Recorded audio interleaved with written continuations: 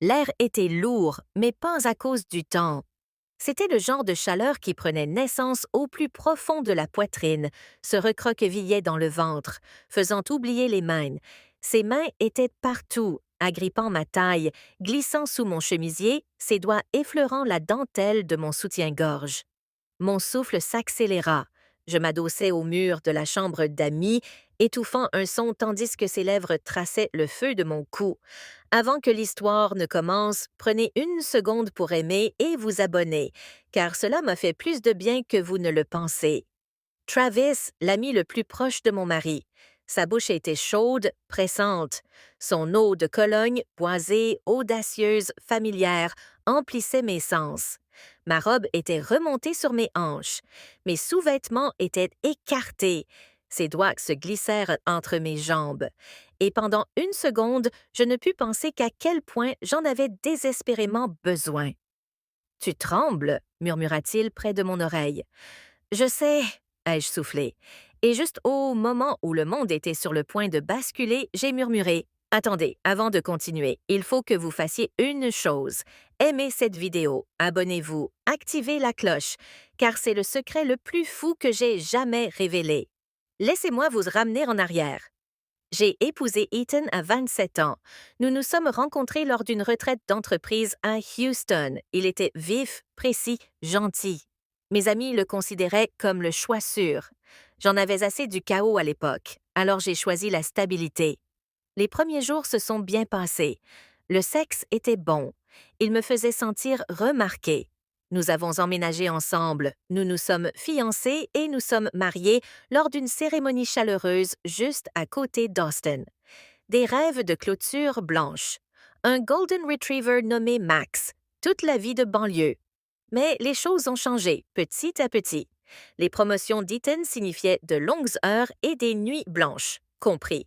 Mais après quelques années, je me sentais comme un trophée poli. Bon pour le spectacle, mais vide à l'intérieur. Puis sont arrivés ses amis, Travis et Mike. Travis était le copain d'Ethan à la fac, tout en charme sauvage et en séduction audacieuse. Mike était plus calme, attentif, toujours en retrait. Au début, leur attention semblait inoffensive. Un petit coup de pouce pour mon ego. Travis me faisait un clin d'œil quand je me penchais pour prendre une bière. Mike s'attardait trop longtemps dans la cuisine pendant que je cuisinais. Mais un soir, ce n'était plus aussi inoffensif. On organisait un barbecue, musique forte, boissons à flot. Ethan avait bu trop de bière et s'était évanoui à 22 heures. Je rangeais quand Travis s'est approché et a pris une bière dans le réfrigérateur. « Tu es toujours superbe dans cette robe », a-t-il dit. « Tu m'as déjà vu porter ça », ai-je taquiné.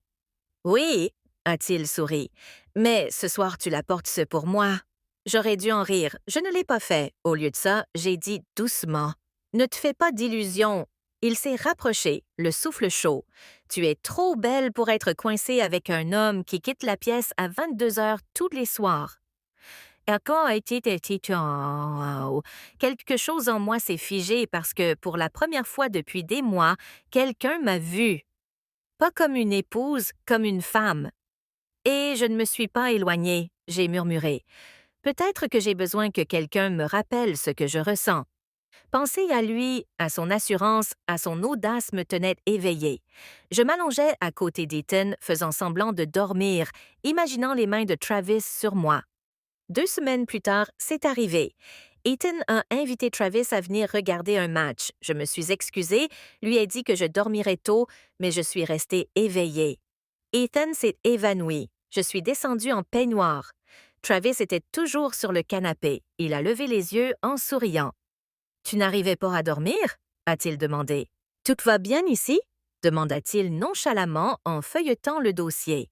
« Oui, docteur », je répondis rapidement en reculant. « Monsieur Darnell est prêt. » Je ne jetai pas un regard en arrière. Je sortis discrètement, mais le cœur battant, même avec la porte fermée derrière moi, le sentiment d'être mal à l'aise persistait. Plus tard dans l'après-midi, j'étais assis au poste des infirmières Kentucky à consulter les dossiers des patients lorsqu'un message de la réception apparut. Monsieur Darnell avait demandé l'infirmière Hilla pour le suivi de demain. J'avais l'estomac noué. Pourquoi moi? Était-ce parce qu'il se sentait mal à l'aise et qu'il voulait se familiariser avec lui? Ou bien quelque chose d'autre se tramait-il sous la surface? Le lendemain, je me tenais à nouveau devant sa salle d'examen. J'inspirais pour me préparer, puis je frappais. En entrant, son regard croisa le mien. Son attitude avait changé. La gêne de la veille avait disparu. Il semblait plus sûr de lui. J'ai pensé à vous, Forte, dit-il avec un léger sourire. Mon pouls s'accéléra. Commençons par votre examen, Monsieur Darnell, ai-je répondu sur un ton purement professionnel, mais son regard est resté immobile. Même pendant que je posais les sondes et vérifiais ses constantes, je sentais qu'il m'observait, non pas comme un patient, mais comme quelqu'un d'autre. Quelque chose en moi me criait « Ce n'est pas normal ». Le lendemain matin, j'ai essayé de me convaincre que je dramatisais, qu'il était peut-être simplement gêné et qu'il ne voulait rien dire. Puis la situation s'est reproduite. 10h00, nouveau message. Monsieur Darnell est prêt. Il a demandé à vous voir spécifiquement. Mo, ça ne pouvait pas continuer. Je suis entrée dans la pièce, la plus vigilante possible. Je n'étais pas là pour être amicale. Je n'allais pas jouer le jeu. Bonjour, ai-je dit d'un ton neutre. Commençons. Il a affiché le même demi-sourire. Je suis contente que ce soit vous. Je n'ai pas répondu. J'ai agi rapidement, gardant mon détachement et ma routine. Mais il s'est penché en avant, la voix basse, et a dit « J'ai pensé à vous ». Je me suis redressée immédiatement. « Monsieur Darnell, je suis là pour vous prodiguer des soins médicaux. Restons professionnels. » Il hocha lentement la tête comme s'il avait anticipé cette réponse.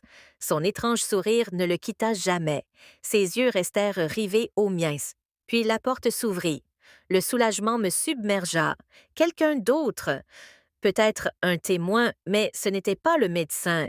C'était une femme, la quarantaine, élégamment vêtue, le regard alerte. Ni membre du personnel, ni patiente. « Est-ce que je suis en train de déranger quelque chose? » demanda-t-elle. Monsieur Darnell tressaillit. « À peine, mais suffisamment. »« Non, pas du tout. Je reculais du lit, je finissais juste. » Elle ne bougea pas. Elle le regarda, puis moi, puis de nouveau. Ce regard, je le savais. Sa femme, je n'attendis pas. Je quittais la pièce, le cœur battant, les pensées s'emballant. Je venais de sortir de quelque chose qui était sur le point de se dénouer ou qui avait déjà commencé à le faire. De retour au bureau de l'infirmière, j'essayais de faire abstraction de cela, mais je n'y parvins pas. Cette femme savait quelque chose, ou du moins elle le sentait, et elle n'avait pas tort. Plus tard dans la journée, un autre message est arrivé. « Monsieur Darnell vous a de nouveau demandé. » C'était tout. J'ai contacté Sarah, notre infirmière en chef, comme ça sans y avoir vraiment réfléchi. « Je l'ai fait, murmura-t-il. » Il y eut un long silence entre nous. Mon cœur luttait contre mon esprit, mais au fond de moi, il y avait une étrange chaleur, une part de moi qui comprenait son besoin. Peut-être parce que je m'étais toujours considérée comme sa protectrice. Peut-être que je voulais juste qu'il se sente enfin en confiance et complet. J'ai hoché la tête lentement. « D'accord. » Ses yeux s'écarquillèrent. « D'accord, juste cette fois, et seulement si nous nous mettons d'accord sur des limites claires. Il faut que ce soit quelque chose dont nous ne parlions plus jamais une fois que ce sera fait.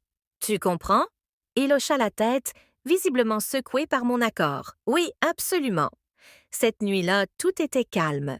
La pluie s'était transformée en bruine et la ville, dehors, semblait silencieuse. J'ai allumé des bougies pour adoucir l'atmosphère, ne sachant pas quoi faire d'autre. Mon cœur battait la chamade tandis que nous étions assis au bord de mon lit, face à face, ne sachant pas par où commencer. Ce n'était pas romantique, ce n'était pas passionné, mais c'était vrai. Ethan était doux, nerveux et attentionné. Je l'ai guidé, lui apprenant avec patience et attention, sans jamais me précipiter, sans jamais insister. Il ne s'agissait pas de désir, il s'agissait de connexion et de guérison. Il n'arrêtait pas de me remercier à voix basse, me disant combien cela comptait pour lui. Après cela, nous nous sommes allongés côte à côte en silence, et j'ai senti à quel point tout était différent. L'air était plus lourd, chargé d'émotions inexprimées. Je me suis tournée vers lui et lui ai repoussé les cheveux en arrière. « Toi, d'accord? » Il hocha la tête, les yeux vitreux. Plus que bien. Merci. Je souris faiblement. Ça change les choses, il faut faire attention. Je sais, je ne rendrai pas les choses bizarres. Promise. Le lendemain matin, nous avons pris un café comme d'habitude, parlant de choses normales, de son travail, d'un email amusant reçu d'un client, de la météo. Mais quelque chose de non dit subsistait sous nos mots. Et pourtant, d'une certaine manière, ça ne semblait pas mal. C'était juste honnête. Au cours des semaines qui suivirent, nous n'avons plus jamais reparlé de cette nuit-là. Nous avons repris nos rôles.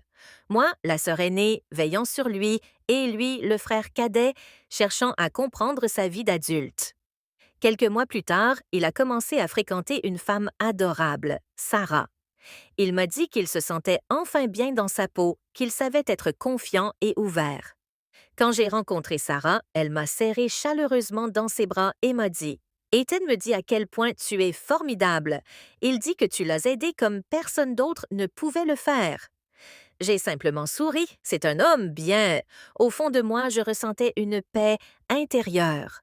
Non pas à cause de ce que nous avions fait, mais parce que je savais que je l'avais aidé à franchir un pont qu'il n'aurait pas pu franchir seul. C'était atypique, voire impensable. Mais parfois, la vie n'est pas faite de règles, ni de petites cases bien définies. Parfois, l'amour que l'on donne prend des formes inattendues, et tout ce que l'on peut faire, c'est choisir la compassion plutôt que les conventions. Des années plus tard, Ethan et Sarah se sont mariés. Je me tenais au premier rang, regardant mon petit frère rayonnant de confiance, tenant la main de la femme qu'il adorait. Et lorsqu'il m'a jeté un bref coup d'œil pendant les vœux, il y avait quelque chose dans ses yeux qui disait « merci », sans même avoir besoin de dire un mot.